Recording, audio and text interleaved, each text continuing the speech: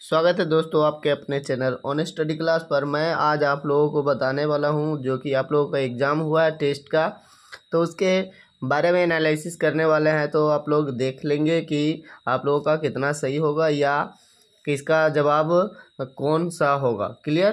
तो चलते हैं, स्टार्ट करते हैं। तो इसका पहला जो क्वेश्चन है वो है कि ये समीकरण है दिया हुआ x + y = 14, x - y = 4 को हल करने पर x और y का मान ज्ञात करना था। तो इसमें आप कोई भी विधि लगा करके बना सकते थे। बहुत विधि है, विलोपन, प्रतिस्थापन, बज्रगुणन, कुछ भी विधि लगा सकते हैं। परंतु जब इस प्रकार के क्वेश्चन आए तो हम क्या बताते हैं कि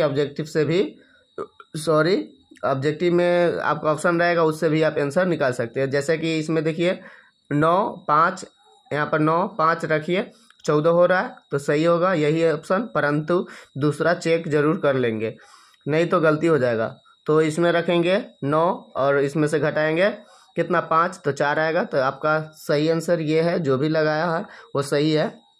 अगला अगर इसमें डाल करके चेक कर लेते हैं कि ये भी तो सही नहीं हो रहा है, तो यहाँ पर देखिए एक्स वाई कितना रखें इसमें, तो 14 आ रहा है, परंतु x की जगह पर 5 रखेंगे और उसमें से 9 को घटाएंगे तो हमारा -4 आएगा, जो सही नहीं है।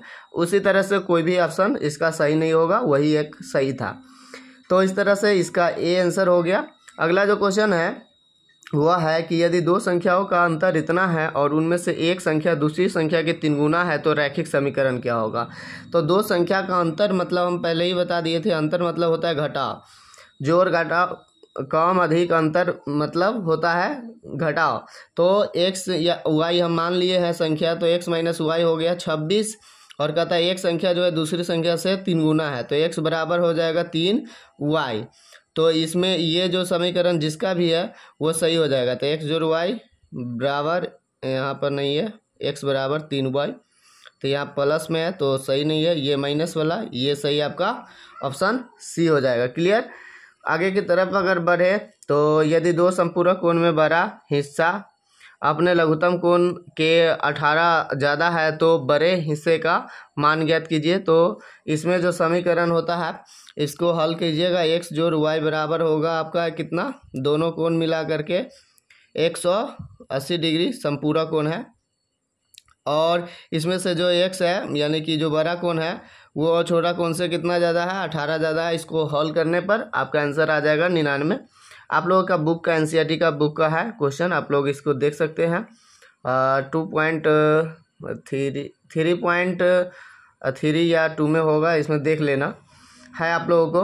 तो चलिए अगला जो सवाल देख पा रहे होंगे ये है, यदि दो व्यक्ति का सम्मिलित आमदनी इतना है, मतलब दो आदमी कमाए तो इसका इनकम जो आ रहा है इतना आ रहा है 8,000 रुपया, तो उनकी आमदनी का अनुपात दे दिया है। तो उसमें से पहला आदमी का आमदनी पूछ रहा है, तो आप लोग क्या करेंगे, जब ये रेशियो देता है, अनुपात देता है, तो इसका मतलब होता है कि इसके बीच में जो कॉमन चीज़ था वो कट गया है।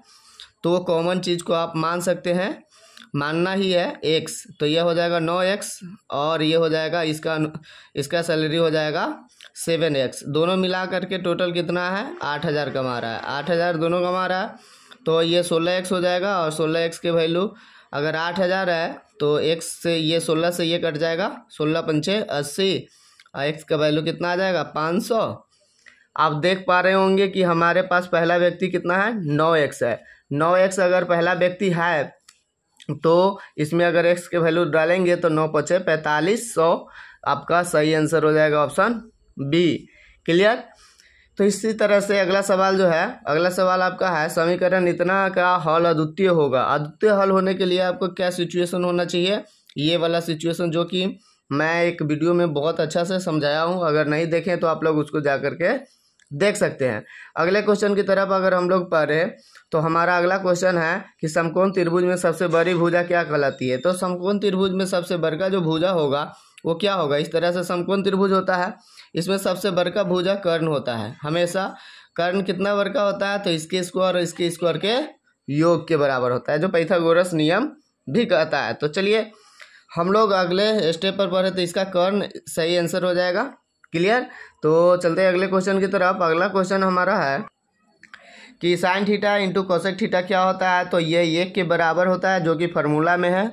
हमने त्रिकोणमिति का बहुत ही अच्छा तोड़ करके फार्मूला बताया गया है इस चैनल पर, तो आप लोग अगर उसको भी नहीं देखे तो देख सकते हैं। परंतु ये फार्मूला बहुत ईजी है। साइन थीटा है, कोसेक थीटा इंटू में है, तो साइन थीटा लंब बटे कर्ण होता है, ये कर्ण बटे लंब होता है, दोनों कट करके 1 आ जाएगा, आपका सही हो जाएगा।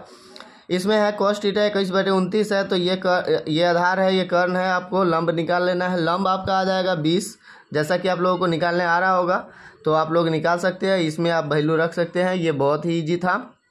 साइन थीटा कितना होगा, लंब बटे कर्ण, लंब हमारा आ जाएगा 20, 20 बटे कर्ण 29 आ जाएगा। आपका सही आंसर बी, ऑप्शन बी। अगला जो सवाल है कि समकोण त्रिभुज में कर्ण और दो भुजा मिलाकर निर्देश कोण बनाती है, क्या कहलाती है। तो देखिए आपका जो है एक समकोण त्रिभुज है ना, इसमें जो है एक भुजा, समकोण त्रिभुज में कर्ण एक ये, और उसके साथ साथ क्या कहते हैं कि थीटा बनाने वाली यानी कि कोण बनाने वाली भुजा क्या कहलाएगी। तो जो भुजा थीटा बनाएगी यानी कोण बनाएगी वो आधार कहला जाएगी। क्या कहला जाएगी, आधार। तो आधार आपका सही आंसर हो जाएगा ऑप्शन ए। क्लियर। अगले सवाल की तरफ अगर हम लोग बढ़े तो कहता है साइन थीटा बराबर कॉस थीटा है, तो थीटा का मान होगा। तो आप लोग इसको देखेंगे कि साइन थीटा और कॉस थीटा किस में बराबर होता है, किस एंगल में बराबर होता है। तो 30 में तो होता नहीं है, इसका दूसरा वैल्यू होता है, इसमें होता है, किस में होता है, 45 में। साइन 45 में रूट 1/√2 और 1/√2 दोनों का होता है। तो आपका ऑप्शन बी आपका सही आंसर हो जाएगा।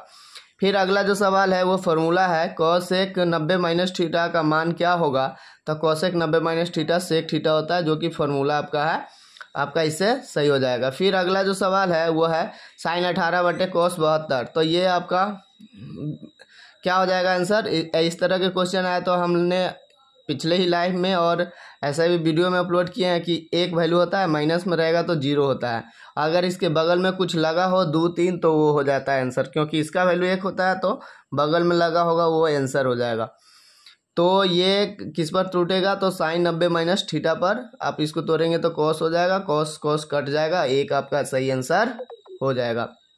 अगला जो सवाल है देख पा रहे होंगे कि मूल बिंदु का निर्देशांक पूछा है। तो मूल बिंदु का निर्देशांक 0 0 होता है, जैसा कि हमने पहले ही बताया है पिछले ही वीडियो में। अगर नहीं देखे तो आप लोग जरूर देखेंगे। एक्स निर्देशांक कहलाता है, तो एक्स जो निर्देशांक होगा, एक्स कौन दिखाएगा, एक्स को दिखाने वाला क्या होता है, वाई होता है। तो एक्स जो निर्देशांक होगा क्या कहलाएगा, तो एक्स का वैल्यू जो होता है वो भुज कहलाता है, वाई का वैल्यू कोटि कहलाता है। हमने पिछले वीडियो में सही में ये सारे के सारे क्वेश्चन बताए हुए हैं, जाकर के आपको विश्वास नहीं हो रहा है तो देख सकते हैं। यहाँ पर ये एक्स क्या हो जाएगा, भुज, और ये कोटि हो जाएगा। तो ये एक्स क्या हो जाएगा, एक्स निर्देशांक कहलाता है। एक्स का निर्देशांक जो होगा बताने वाला क्या कहलाता है, भुज। एक्स निर्देशांक कहलाता है, एक्स निर्देशांक जो है उसको बताने वाला भुज, और वाई को कोटि कहलाता है। तो फिर अगला सवाल की ओर बढ़ते हैं। एक्स अक्ष पर वाई निर्देशांक का मान होगा, तो एक्स अक्ष पर वाई निर्देशांक का, तो एक्स अक्ष पर है और वाई का पूछ रहा है। तो देखिए यहाँ पर हम लोग क्या है, एक्स अक्ष पर गए, एक्स अक्ष पर, और वाई का वैल्यू पूछ रहा है। तो एक्स अक्ष पर अगर हम इधर जा रहे हैं तो एक्स का वैल्यू बढ़ रहा है, इधर जा रहे हैं तो माइनस में हो रहा है, परंतु वाई ना तो प्लस में हो रहा है ना माइनस में हो रहा है, इसका मतलब यहीं पर 0 पर है। तो इसका आपका सही आंसर 0 हो जाएगा। अगला है जो किस चतुर्थांश में भुज और कोटि दोनों ऋणात्मक होते हैं। तो देखिए इसमें एक्स भी माइनस में होता है और वाई भी माइनस में होता है। किस पार्ट में है, तो ये थर्ड पार्ट है, फर्स्ट सेकेंड थर्ड, कौन सा है, थर्ड पार्ट है। तो इसका भी अगर डिटेल देखना चाहते हैं तो शॉर्ट वीडियो मेरा देख सकते हैं, उसमें भी बताए हुए हैं। चलिए अगले क्वेश्चन की तरफ अगर हम लोग बढ़ें तो किस चतुर्थांश में हो गया है, मूल बिंदु से बिंदु इतना की दूरी। तो मूल बिंदु से है तो आपको मूल बिंदु को तो भूल ही जाना है, क्योंकि 0 इसमें से घटाने से कोई फर्क नहीं पड़ेगा। तो आप इसका स्क्वायर जोड़ करके रूट में आंसर निकाल सकते हैं। तो इसका स्क्वायर करिएगा तो 9 और इसका 16, 16 9 25, 25 का वर्गमूल 5, आपका सही आंसर ऑप्शन सी हो जाएगा। फिर अगला बिंदु जो है, अगला सवाल है बिंदु इतना और इतना के बीच की दूरी है। तो इसमें से इसको आप घटाते हैं तो हो जाएगा, क्या हो जाएगा, प्लस में 2a, क्या हो जाएगा, प्लस में 2a। का होल स्क्वायर और वही दूरी सूत्र से, दूरी सूत्र जान रहे हैं ना। अगर आपको फुल एनालिसिस चाहिए तो आप वीडियो देख सकते हैं।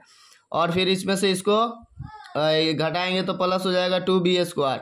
इसका होल स्क्वायर होगा तो 4 हो जाएगा, 4 कॉमन कर लेंगे, ठीक है ना। और 4 का बाहर निकल जाएगा 2, अंदर में a² और b² रह जाएगा ही।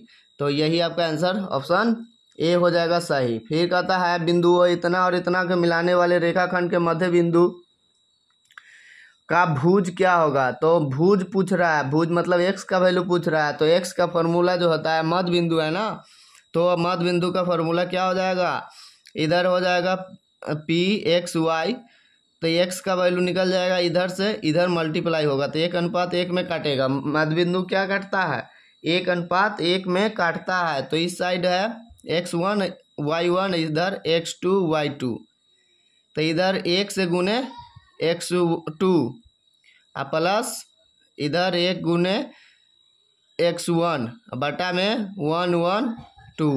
तो x1 जोड़ x2 बटा में 2 किधर है, x1 जोड़ x2 बटा में 2 इधर है।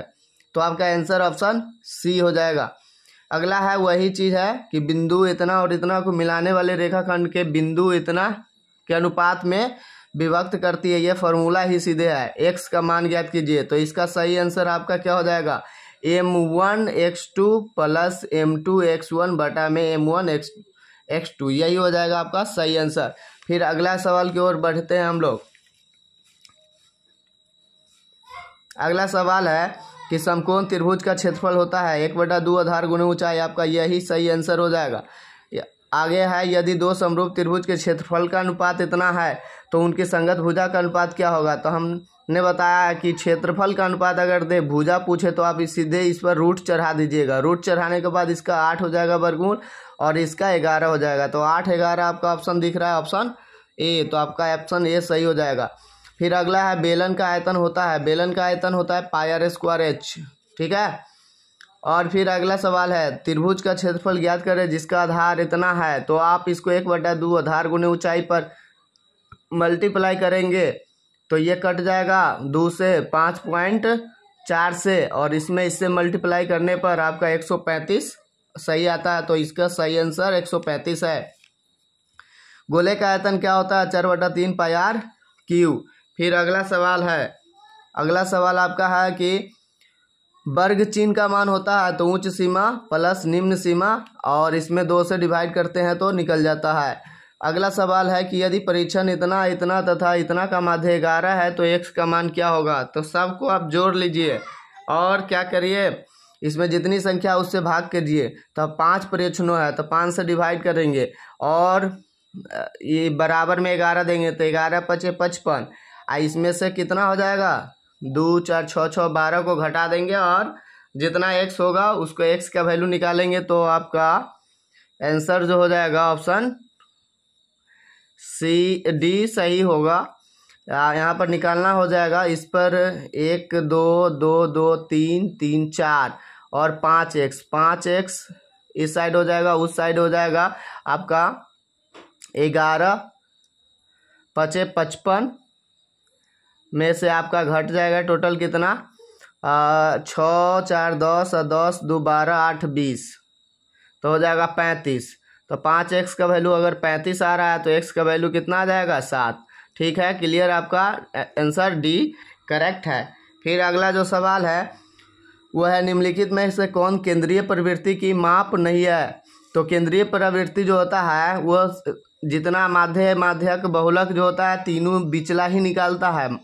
केंद्रीय मतलब समझ रहे ना, केंद्र की वैल्यू निकालता है तीनों, और परिसर इसमें दूसरा चीज निकालता है। तो इसलिए ये माध्य नहीं होगा, सॉरी ये केंद्रीय प्रवृत्ति नहीं होगा। फिर अगला आपका सवाल जो है वह निम्नलिखित में से किसका मान आलेख की सहायता से नहीं निकाला जा सकता है। तो लगभग नहीं निकाला जा सकता है, तो इसमें देख लीजिएगा, परंतु इसमें लगभग सबका निकाला जा सकता है, परंतु इस पर डाउट है थोड़ा सा हमको, तो इसलिए इसका कंफर्म हम नहीं बता रहे हैं, परंतु एक बार देख लीजिएगा बुक में। संचयी बारंबारता सारणी का उपयोग किसके निर्धारण में होता है। तो संचयी बारंबारता सारणी किसके लिए प्रयोग होता है, माध्यम में तो संचयी बारंबारता की जरूरत भी नहीं पड़ता है और इसमें बहुलक में तो कुछ भी का ज़रूरत नहीं पड़ता है, तो आपका माध्यिका सही आंसर हो जाएगा, आपका माध्यिका सही आंसर हो जाएगा। तो इस तरह से आप लोगों ने देखा 30 क्वेश्चन, इसमें से आप लोगों का कितना सही हुआ ज़रूर कमेंट में बताइएगा। फिर मिलते हैं आप लोगों से नेक्स्ट वीडियो में, तब तक आप लोग अच्छे से पढ़ाई कीजिए। Thank you for watching.